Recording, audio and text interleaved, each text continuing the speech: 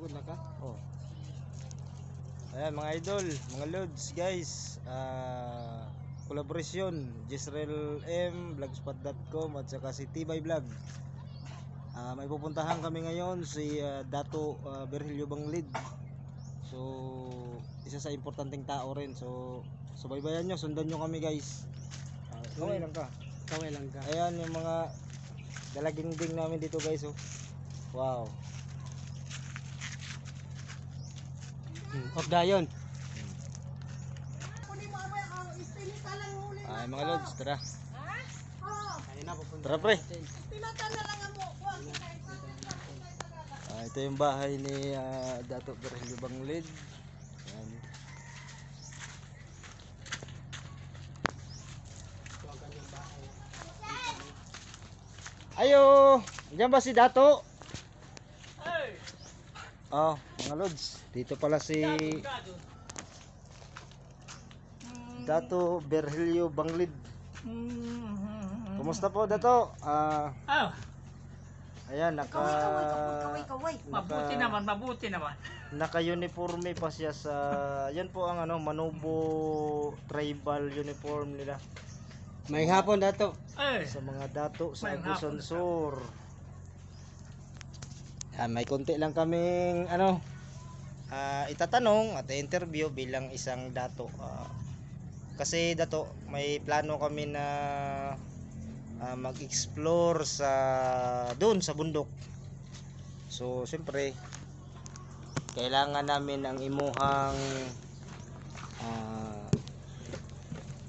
yung authorize o dahil ikaw man ang nakakaalam doon sa area para medyo maganda ang magiging resulta sa ating pupuntahan doon. So may tatanong lang kami ni Tibay Vlog. Ayan si Tibay Vlog. Yan. May plano kami pumunta sa yung tinago, yung sinabi ba doon Dato na sa Tagibo ba, 'di ba may falls doon? Meron. Tapos Mayroon. meron ba tayong makikita doon ng mga yung mga katulad ng mga mapuputing tao? Meron.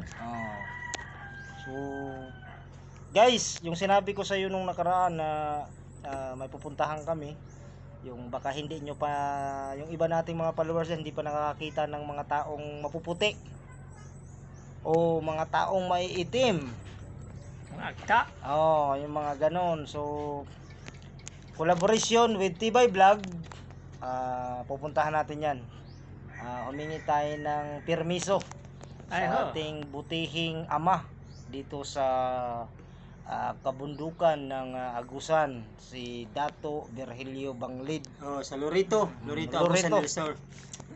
Ito po siya, isa po siya sa may hawak ng clan na kung makikita nyo dyan sa mapa sa kabundukan ng Lorito, Agusan Sur, talagang ito si Dato, isa ito sa pinaka-importanting tao. So nandito kami habang hindi pa kami nag-i-explore, so nanghingi kami ng gabay at advice sa kanya kasi kung ano ang makikita natin sa kabundukan. Siyempre nandun lahat yung halas. Ano nga yun sa Manubo yung halas? Uyod.